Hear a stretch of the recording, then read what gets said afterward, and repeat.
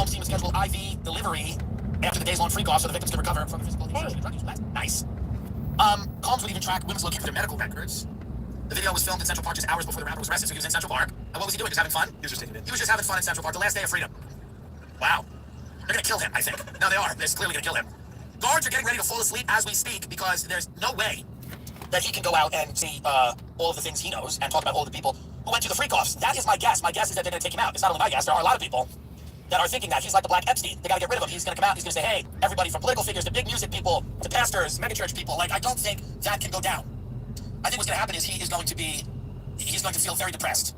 That's my guess. Is that P. Diddy's gonna feel very depressed and he's gonna be sad and he's not gonna want to go on anymore. I don't know. I can't say for sure, but it seems like an unnecessary risk for all of these people to just allow him to dime on all of them to try to get a lesser sentence, which he will most likely do. Or his cell phone's going to explode. That's the other possibility. For P. Diddy, he may... I'm surprised that something didn't explode, or I'm surprised the dildo didn't explode a week ago and take out P. Diddy. An exploding dildo to get rid of P. Diddy. We are now... It's fully the Marx Brothers now. We have exploding... Israel's got panini presses blowing up to try to kill Hezbollah. We have a Caddyshack assassination attempt where the barrel of a gun is sticking out of the bushes on the Palm Beach golf course like a scene from Abbott and Costello. This is a Marx Brothers. What is the next way they're going to kill Trump? Like an exploding cake? It's getting to be like a Laurel and Hardy 1920s Three Stooges slapstick country world. Pagers are blowing up all over Lebanon. Cell phones, pagers, tablets. Israel apparently hacking all these devices or planting bombs or what. I don't really know I love how Americans just really not commenting. They're like, well, we don't really know. We got to collect some more information on this. It's the old exploding pager trick. Can we show any of these? We discussed this a few days ago. If we can show any of these. Here's a man shopping. Yeah, we can show it. Just blur it there. Here's a man shopping, and then all of a sudden his pager explodes.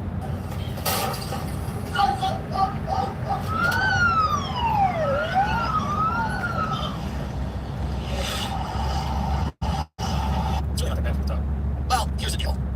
Israel certainly has the element of confidence. However, they just will not calm down. Israel will not stop. They are wilding out. They will not stop. And the Middle East is in a tinderbox. And Sheikh Nasrallah, the head of the Lebanese, I believe, I'm forgetting, Hezbollah, is saying this is a declaration of war and they're going to go after Israel. You know, I mean, I didn't even know Israel could do this. I didn't even know this was possible to be done. I didn't even know. How close are you to 70%? People still use it. You accepted every order, right? It's okay.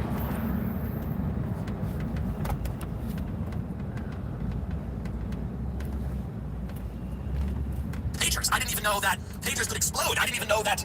I mean, a real supply chain issue here. I mean, I didn't even know that any of this could happen. That you could be that Etch-a-Sketches could blow up. I mean, I didn't know that this could go down. But you know, this is a Black Mirror episode. Every day is a new, strange episode where it's hard to fully. I guess Israel has a very secretive cybersecurity division. I believe it's called 8200 or something. And Israel's very good at the hacking and whatever. They have a cybersecurity unit, right? Unit, and I forget what it is, but it's a unit of people that do this type of thing. This is what they do. And I don't know exactly what it's called. What are you going to Israel.gov? Go somewhere else. That might be a bit skewed. Unit 8200 is an Israeli intelligence corps unit of the Israeli Defense. The IDF responsible for clandestine operation. The unit is composed primarily of 18 to 21-year-old hackers and nerds and fun people that are, I guess, really good at the type of operation that you just witnessed. And don't get it twisted. They will get P. Diddy with the exploding dildo, and he will not face trial. There's no way he goes to trial if they can do this.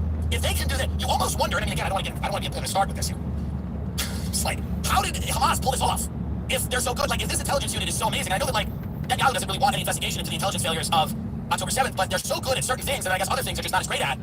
Small amounts of explosives were implanted in beepers that Hezbollah had ordered from a Taiwanese company, according to American and other officials briefed on the operation.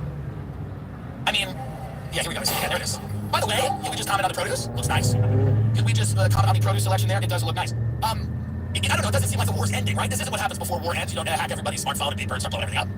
Right? They're gonna blow up my sunglasses soon. Lebanese health ministry, at least 9 dead, 300 injured in walkie-talkie explosions. Play a little bit of this.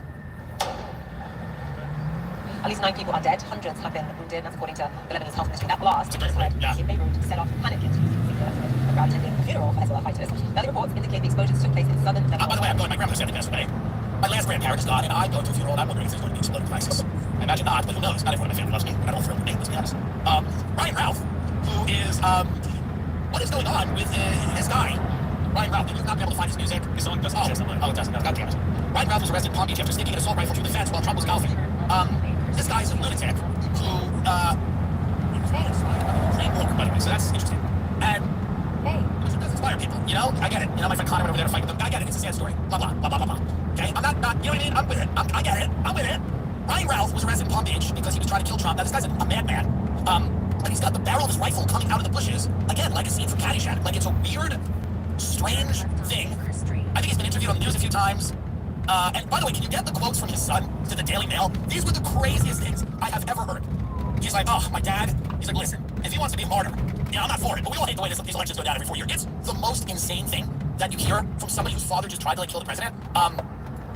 Warren Ralph, his son, he goes, I don't have any comment beyond the character profile of him as a loving and caring father and honest, hardworking man. He went on to say, I don't know what's happened in Florida. I hope things have just been blown out of proportion. Because from the little I've heard, it doesn't sound like a man I know to do anything crazy. He's a good father and a great man, and I hope you can portray him in an honest light. Then he said like this, he described his father as someone who's not violent, claiming he only had a couple of traffic tickets, but noted that he does hate Trump as every reasonable person does. Lovely son, keep going down.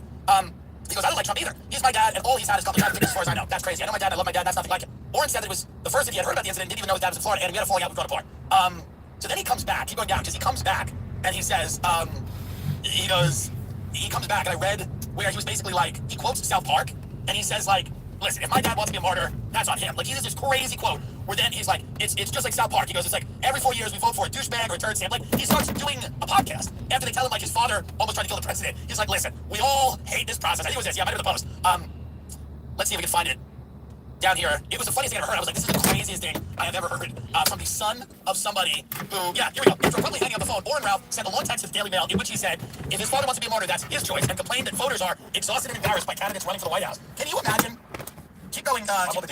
Yeah. Can you imagine being told your father just tried to assassinate the president of the United States and then going like, hey, we're not into this. All this stuff is pretty embarrassing out there in these elections. Pretty nuts. Your father just tried to assassinate the president. Yeah. I'll tell you, he's not the only one. That's like the craziest thing in the world. Listen to this.